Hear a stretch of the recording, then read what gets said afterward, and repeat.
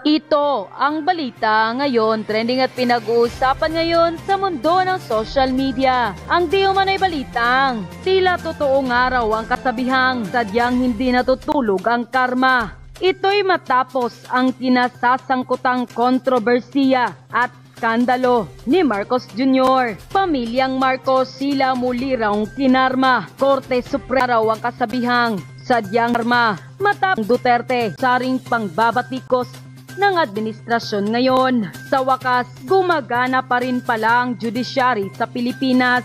Pamilyang Marcos tila muli raw kinarma. Kamakailan lamang kinumpirma na at idinik Marcos sa bate ay pinatunayang ill-gotten wealth at ipinag-uutos pa ng Korte Suprema na ibalik na ito. Ayon pa sa balita na inilabas ng Korte Suprema, SC Marcos Family's Poway Property